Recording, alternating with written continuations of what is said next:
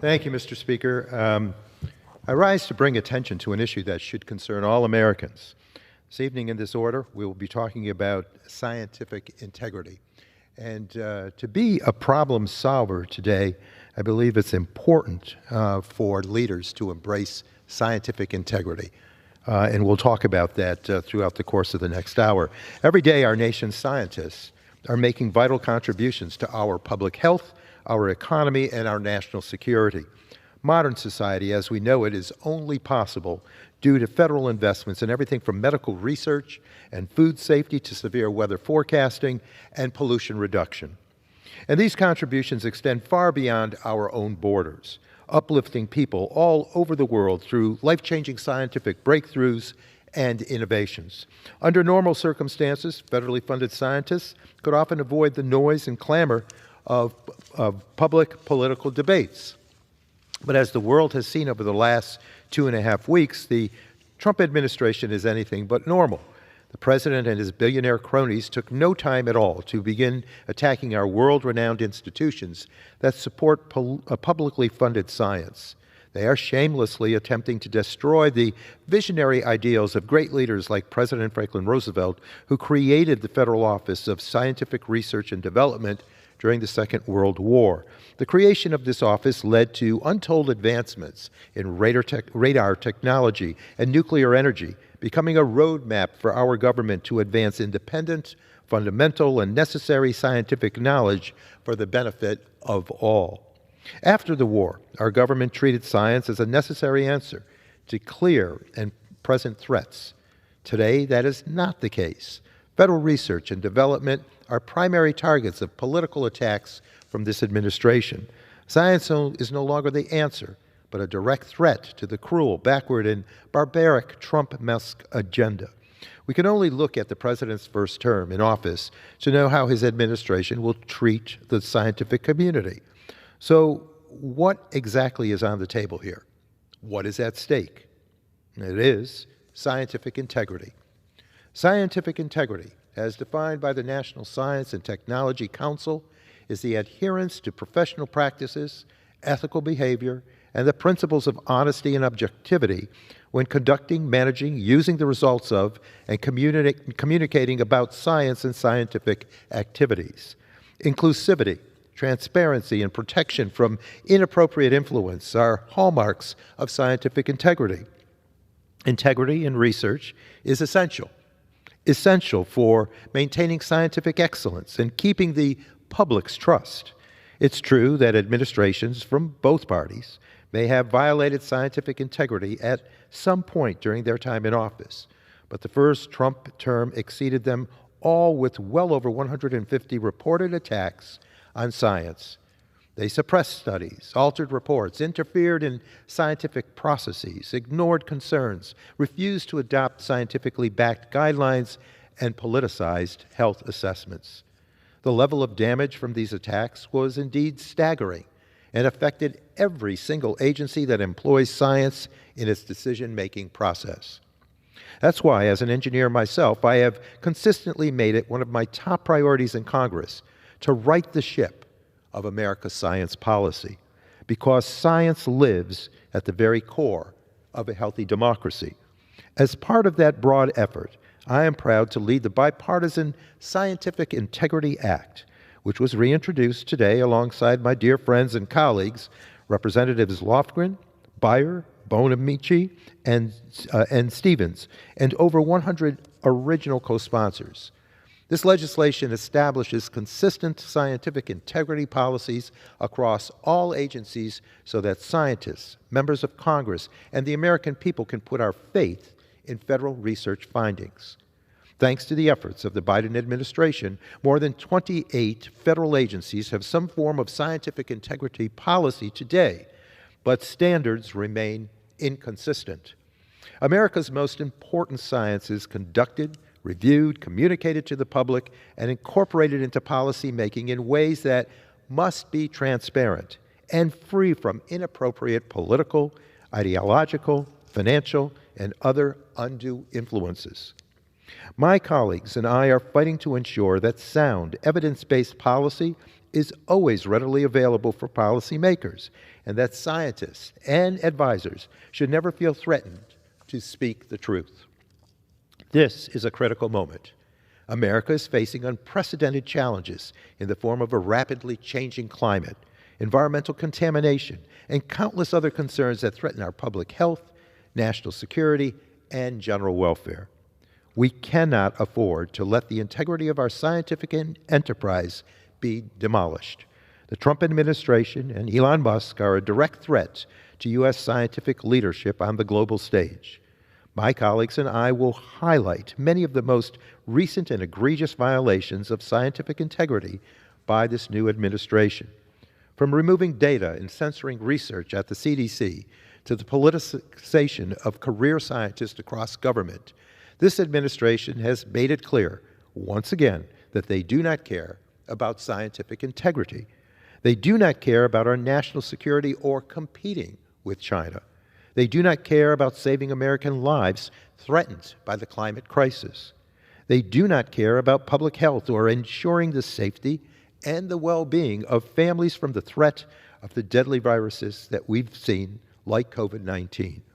The scientific knowledge we carry forward is critical for our continued survival, even as its validity is being questioned at a scale unprecedented in modern history. America has both the skill and the structure to develop the knowledge we need. Thankfully, many are rising to the defense of scientific integrity, and the reality is that this should not be a partisan issue. Over the many years that I've led this bill, my colleagues across the aisle have been more than willing to join the effort. It passed out of the House Science, Space, and Technology Committee back in the 116th session of Congress with overwhelming support from both parties.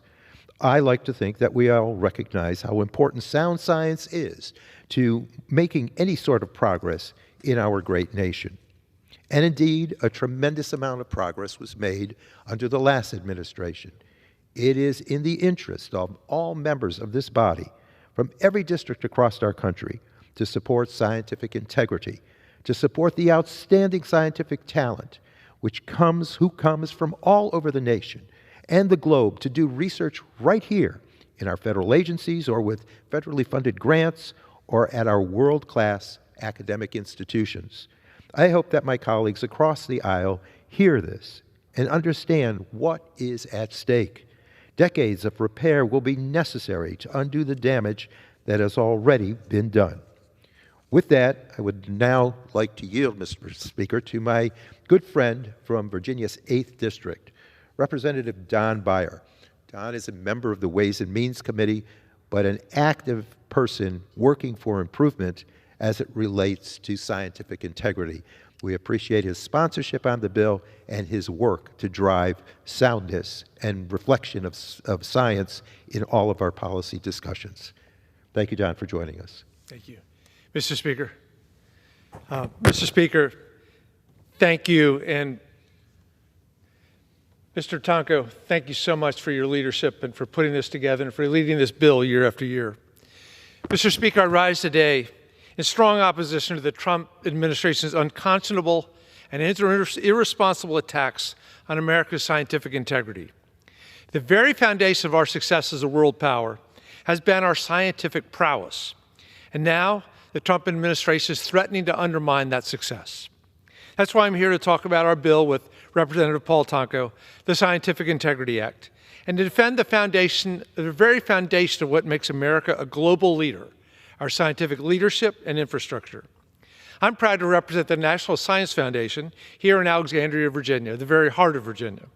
The NSF is an incredible resource and institution. It was established in 1950 by Congress as an independent agency to promote scientific advancement in America. For 75 years, it has repeatedly accomplished that goal. NSF has helped to keep the U.S. at the forefront of scientific discovery. It helped catalyze the internet, develop the technology for MRI machines and 3D printing machines. It created American Sign Language, detected gravitational waves, developed LASIK eye surgery, and much, much more. Over its lifetime, the National Science Foundation has supported over 350,000 scientists, and of this number, 262 have won Nobel Prizes. Trump has already begun unprecedented attacks on the scientific community, with purges of NSF workers and grants, scientific advisors, and the broader scientific workforce. I strongly oppose these efforts to target the National Science Foundation and weaken one of the guiding lights that make America strong. I'm also deeply concerned about this new era of censorship in science. NSF employees were given a list of words, this list of words, to look for in grants and flag them for possible termination. This, by the way, is only a sampling of the words. It's much longer. Mr. Speaker, I invite you and all who are watching to take a look at this list right next to me. This is just a portion of the full list, but it's a representative sample. Oh, wait, I can't use representative. It's on the list. What's most frustrating to me is that many of these words are just standards words you would use in basic science. Why the censorship? I thought Republicans hated the cancel culture. This list contains women and female, but no mention of men or male. My Republican friends have been telling me that there are only two genders. But now that we can't speak the word woman, are we down to just one? There's black and indigenous are on this list, but no white. It's very clear that the only identity not censored is mine. But why is being a woman or being part of a tribe make you ineligible for science? Why is the Trump administration attacking tribal communities? I also don't understand this censorship of indigenous communities. It's also clear that the person who wrote this list has never been a scientist. It is ill-fitting, unwise, and actively harmful for scientific purposes. The inclusion of many of these words like bias, included, or excluded clearly shows that none of these people in charge of this list were scientists. If there were, they would know that many of these words are used in common scientific papers. Mr. Speaker, imagine if you were a grant applicant applying to develop the newest MRI technology or develop a new drug locally, or if you were on the precipice of discovering a new gene in a plant, or if you were about to take pictures of two black holes for the first time. Imagine that this is your life's work. And now imagine that you have to comb through your proposal or your dissertation you spent months or years working on just to find every instance of words that don't belong there. It doesn't matter if your instance of the word polarization refers to the magnetic field on an MRI machine instead of political polarization. It doesn't matter if your use of the word indigenous is referring to an indigenous plant, or if activism refers to the state of an enzyme, or inclusion or excluded refers to the statistical analysis of the variables you are using. And it doesn't matter if black refers to the black hole you're studying. Your study is now going to be flagged by Trump's immature, and sometimes you learn today even blatantly racist, cronies at DOGE, who built a flowchart on how to handle these words. They want to find any way to terminate your program regardless of intent. The fact that these commonly used words are on this list indicates a lack of consideration of basic science. Someone should have spent more time in high school chemistry, physics, or biology class. The list also indicates that the Trump administration is sending NSF on an internal manhunt, one that will waste an incredible amount of time and energy that could be much better used on advancing science. If this list forces scientists to rewrite papers to avoid or minimize use of the words found on this arbitrary list, it further delays our already long grant process, and then it hurts science. If this list delays a drug's development or incredible discoveries that keep America at the forefront of scientific development, then it hurts science.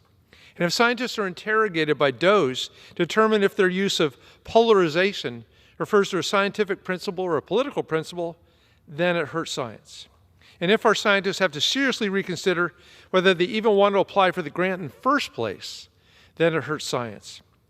And if NSF is discouraged from hiring or giving grants to any scientists except white, non-Hispanic men, well, we shouldn't expect many Nobel Prizes in the future. And if this treatment of our science and our scientists escalates and pushes scientists out of America or out of the field, then it only hurts our economy, hurts our country, and it helps China. It's time to stop this madness and protect the American success story. And that's why I'm here today, to decry these attacks on America, our science, and the National Science Foundation. And that's why our Scientific Integrity Act is so important. This bill would call on agencies to develop scientific integrity standards. We need scientists, not corrupt industry hacks, leading our future. We need scientists who seek the truth, rather than those who are paid to produce studies that help the businesses who pay them. I urge my colleagues to join us on the Scientific Integrity Act and act now to protect America's international leadership. And I yield my time back. Thank you, Representative Beyer, for joining us in this fight, and thank you for the very challenging observations that you have shared, and again, your activism on behalf of this bill and science in general is most appreciated. Within the first few weeks of the Trump administration, we have seen an onslaught of attacks on scientists, on science, and evidence-based decision-making. At the CDC alone, at the Center for Disease Control alone, we have seen public communications halted, critical data sets made inaccessible, and scientific manuscripts purged of terms deemed to invoke so-called gender ideology. CDC researchers were instructed to remove references to or mentions of a list of forbidden terms such as gender, transgender, pregnant person, pregnant people, LGBT, transsexual, non-binary, assigned male at birth, assigned female at birth, biologically male, biologically female.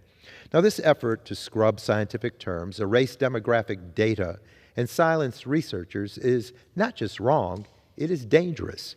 Health disparities exist. The data proves it. Ignoring those disparities, preventing experts from studying them, will not make them disappear. It will only make our response to crises weaker, less effective, and certainly less equitable. When we can't track racial and ethnic disparities, gender and sexual orientation, and health outcomes, we lose the ability to make informed, evidence-based decisions. Doctors and policymakers rely on clear, unaltered data to guide their work. Without it, we risk failing in the fight against public health crises like HIV and Mpox and maternal mortality. Let me be clear, this is not just about words on a website. This is about access to life-saving information. It is about whether we allow science to function as it should, or whether we allow political interference to dictate what truths we can or cannot acknowledge. I urge all of my colleagues, this administration, and all who value truth in science to push back against this alarming trend. Scientific integrity must be protected, not just for our research community, but for the millions of Americans whose health and well-being certainly depend on it.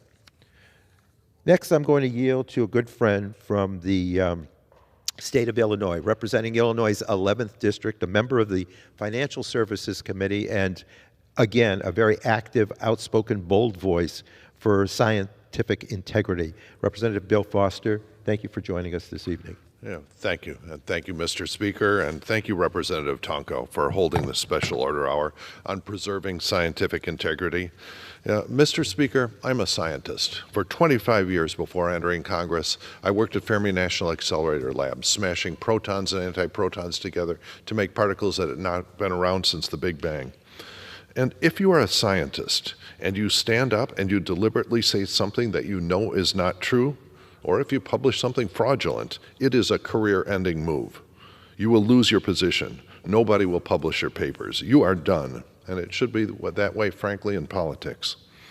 And the reason that we scientists take truthfulness so seriously is that we're always operating on the frontiers of what is scientifically known. We are always operating with statistically incomplete data sets, with partially confirmed hypotheses, and in defining the next experiments to perform to get to the next level of scientific truth. So we scientists simply cannot tolerate the additional uncertainty of whether or not the person that we're listening to is deliberately lying or even hiding parts of what they know to be the scientific truth.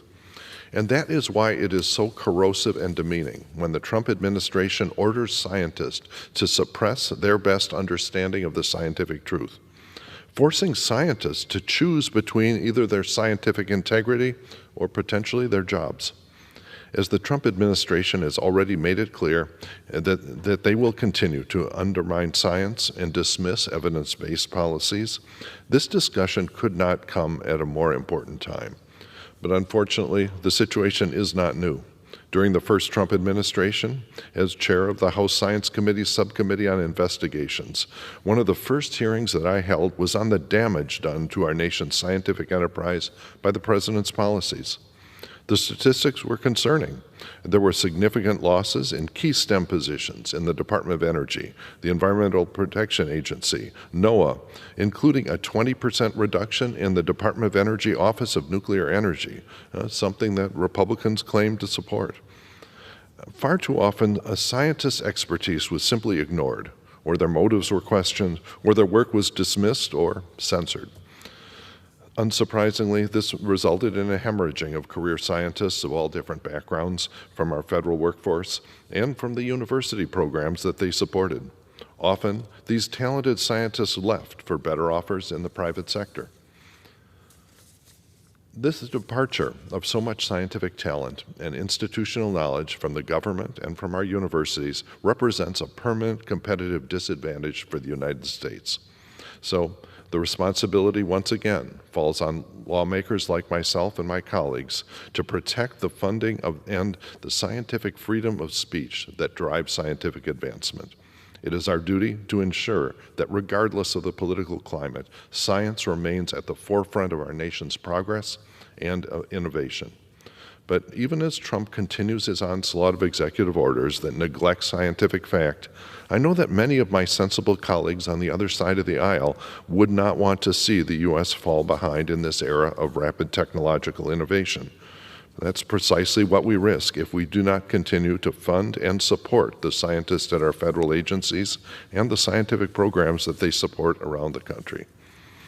And at the same time, we must also make sure that we support scientists of all different backgrounds, including those who come to the U.S. for their education and want to stay and contribute their skills to our economy. During my 2 decades at Fermi National Accelerator Lab, some of the brightest and most accomplished scientists and engineers that I had the privilege to work with came from foreign countries. And in one circumstance that still makes me angry, we lost one of them, of our best and brightest, through LGBT intolerance in our immigration policies. And so I know firsthand that Trump's dangerous rhetoric against diversity in our federal workforce threatens the very foundation of what fuels U.S. innovation. Both Democrats and Republicans actually recognize this truth. My Keep STEM Talent Act, which would effectively staple a green card to a graduate degree to international STEM students who study at U.S. university, received bipartisan support with multiple Republican co-sponsors. So I urge my sensible colleagues on the other side of the aisle to support efforts like this and increase the resiliency of our federal workforce and help defend our nation's competitive edge in the face of these growing threats. Thank you, and I yield back. Representative Foster, we appreciate your participation this evening and for your work as a scientist and engaging all of us in the importance of having unadulterated science policy and science research done so that we can move forward with the pure truth and science-based and evidence-based discussion. So scientific integrity, the lack thereof, has its consequences. Once again, we are witnessing a troubling pattern. Science and public health experts are being sidelined. The decision to purge members of the EPA's Science Advisory Board and Clean Air Scientific Advisory Committee is nothing short of a setback for scientific integrity. These panels exist to provide statutorily required, independent, science-driven public health reviews, not to serve as a revolving door for political agendas. History has shown us what happens when we weaken those advisory bodies by replacing well-respected academic experts with representatives that are financially tied to regulated industries. The last time a similar purge took place, key air quality standards were delayed and polluters were given a pass. And who suffers? Children. Children with asthma. Seniors with heart and lung disease. Communities already burdened by pollution. Let's be clear, sound science is the foundation upon which we build public health protections. Just last year, based on expert recommendations from the CASAC, EPA strengthened fine particle pollution standards for the first time in over a decade. The reason was simple. The science was sound. Fine particulate matter from sources like fossil fuel combustion and wildfires is directly linked to lung disease, heart attacks, and premature death. The evidence demanded action, and public health won. But now that progress is at risk. This move sends a dangerous message that politics matters more than science and that corporate interests carry more weight than public health. That simply is unacceptable.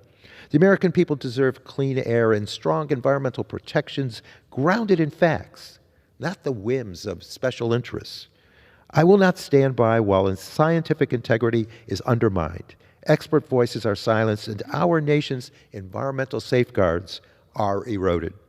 I will continue fighting to ensure that science, not politics, guides our policies and that the health and well-being of our communities remain the top priority.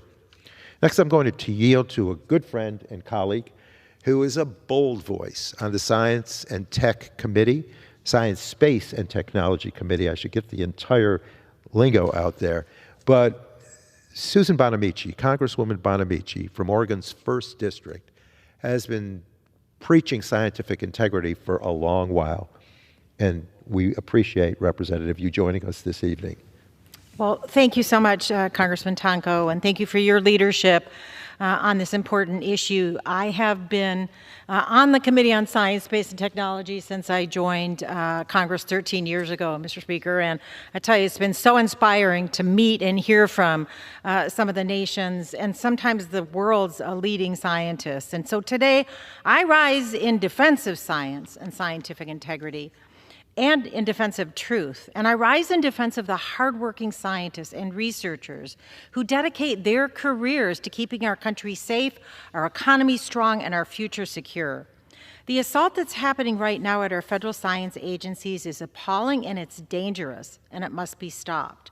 The Trump administration, working hand in hand with Elon Musk and a shadowy group of hackers calling itself the Department of Government Efficiency, or DOGE, is dismantling the critical programs that protect clean air and water, grow the economy, and save American lives. Experienced and talented scientists at NOAA and the National Science Foundation, they're being demeaned and threatened with termination. Communications have been disrupted, critical research has been stalled. This is not just an attack on these individuals, it's an attack on the very foundation of our nation's scientific enterprise. It's also affecting higher education. There's a lot of research being done with NSF grants at higher education. It's not efficiency, it's not reform, it's sabotage. And for what? To silence the truth about the fact that climate change is real and poses a serious threat, to give billionaires more control over public institutions, to gut the research that drives American innovation at a time when China and the EU and the rest of the world are making moves to surge ahead. My home state of Oregon received more than $370 million in federal research grants last year. That funding supported groundbreaking research into cleaner, cheaper energy, earthquake and tsunami warning systems, and wildfire prevention. That funding is now in jeopardy because Donald Trump has unlawfully and unconstitutionally halted federal research dollars. That means it stalled renewable energy innovation. That means fewer tools to combat wildfires. It means fewer jobs in the growing industries that help our state and country thrive. I want to follow up on the remarks that Mr. Beyer made recently and all the words that are going to trigger this review. Women, but not men, disability, advocacy, institutional barrier.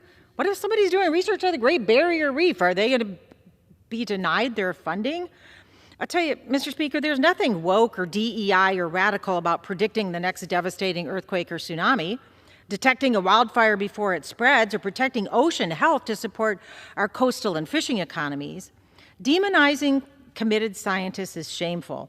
Impairing decades of life-saving research because it might help communities on the front lines of the climate crisis is derelict. And infiltrating federal agencies with unelected hackers and rescinding lawfully appropriated funds, it's illegal. Is this what happens when we have a lawless, science-denying, vindictive person in the White House? I'll tell you, we won't stand for it. Oregon's coastal communities rely on NOAA for fisheries management, ocean health monitoring, storm forecasting. Without it, livelihoods and lives are at risk. So let me be crystal clear. Silencing scientists doesn't stop hurricanes.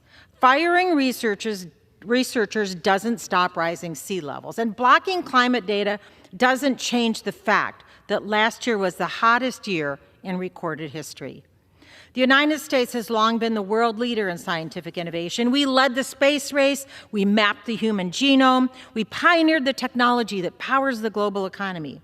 But today, under this administration's reckless interference, we're watching that leadership slip away. We're watching our scientific edge erode, and we're watching America's future be sold off to the highest bidder. You know, this is frustrating. I just read that the National Cryptologic Museum, they just taped sheets of paper over plaques that celebrated women and people of color who served honorably in the National Security Agency. That is absurd and demeaning. The assault on science demands action. What's happening now is not leadership, it's not patriotism, it's corruption. I truly hope that my Republican colleagues who for years have recognized the value of federal science agencies and advocated for their investment, I hope they'll join me and speak out against this reckless attack on scientists and science. Congress must reassert its constitutional authority to guard the science agencies it authorized and the funds it's appropriated from political corrosion. Public data, peer review, and a diverse research workforce are the cornerstones of the U.S. science enterprise. Yes, I said diverse. Politically driven propaganda masquerading as science like we saw during the first Trump administration, remember the Sharpie Gate, it erodes public trust and it damages scientific credibility. So, Mr. Speaker, we must protect the integrity of our federal science agencies. The world is watching. We must restore funding to the research that drives our economy. It's a lot of the basic research that then goes into advanced research in the private sector. We must hold those who undermine scientific integrity accountable, no matter how powerful they think they are. Thank you, Mr. Speaker. Now I yield back to Mr. Tonko. Thank you, Representative Bonamici, for joining us this evening, but more importantly, for your work on science, tech, and space as a committee, and for your leadership in fighting for scientific integrity. Earlier, Mr. Speaker, I made mention of ongoing censorship at CDC, at the Center for Disease Control.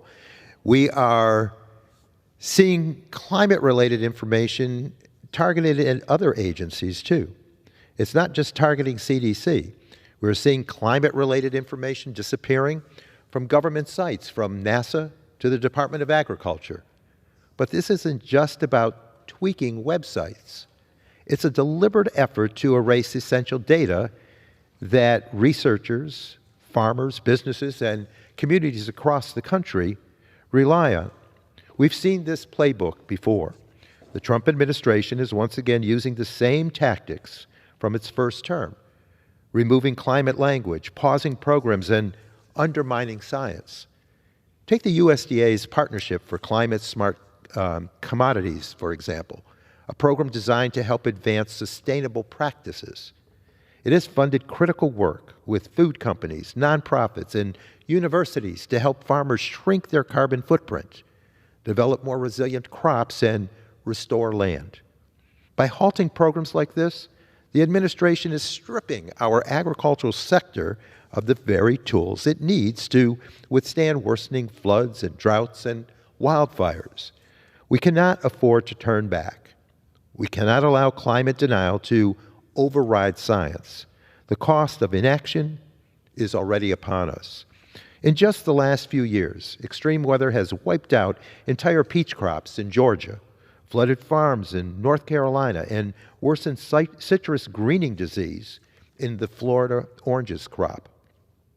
Wildfires in the West have devastated vineyards, while droughts have forced ranchers to shrink their herds. I urge my colleagues and this administration, Mr. Speaker, to reject this dangerous retreat from science. We must defend the data, the research, and the progress for which we have fought. Because in the face of a worsening climate crisis, denial isn't just irresponsible, it indeed is deadly. Now, scientists knew that change was coming under the Trump administration, but few were prepared for the chaos and the fear caused by a flurry of executive orders and policy shifts that have destabilized the American engine for innovation and discovery. Overnight, researchers were left questioning whether their work, their funding, or even their careers could survive a political assault on science itself. This is not an abstract concern. It is an existential threat to our nation's scientific enterprise. Scientists should be focused on their next breakthrough, not their next paycheck. They should be in the lab, not fighting for the right to pursue knowledge free from political interference. But instead, we see confusion, delays, and outright fear gripping our research institutions. Postdoctoral fellows are scrambling to pay their bills because their stipends have been frozen.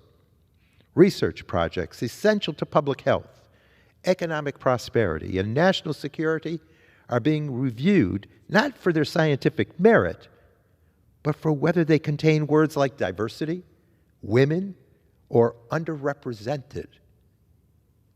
Our United States have long been a beacon of research excellence because we uphold principles that transcend politics. We have built a system that rewards rigorous, peer-reviewed research, that fosters a diverse and dynamic scientific workforce, and keeps American innovation at the forefront globally. But those principles are now under attack. We cannot allow political ideology to dictate which discoveries are pursued and which are silenced. We cannot allow critical research, whether on climate change, public health, or emerging technologies, to be derailed by short-sighted political mandates. And we certainly cannot allow the United States to cede its leadership in science and technology to competitors who are eager to capitalize on our self-inflicted wounds. The CHIPS and Science Act, which I was proud to support, underscores our commitment to a broad, inclusive, and merit-based research enterprise. It recognizes that diversity is not a threat to science, it is a strength. The next great discovery, the next cure, the next technological revolution could come from any lab, any researcher, any corner of this country. And I truly believe the pioneer spirit is really in our DNA as a nation. But only if we let science be science. I stand with the scientific community in calling for the protection of scientific integrity and the rejection of any effort that seeks to muzzle, manipulate, or politicize research. We must ensure that American scientists can continue to push the boundaries of human knowledge, free from fear and with full confidence that their government stands behind them. And with that, ask again, Mr. Speaker, that people join us in this effort for a Scientific Integrity Act to be passed in this House, moved to the Senate, and signed into law. It is about the strength of our nation, the future of discovery, and again, honoring the pioneer spirit of America. Thank you. I yield back. The gentleman from New York yields.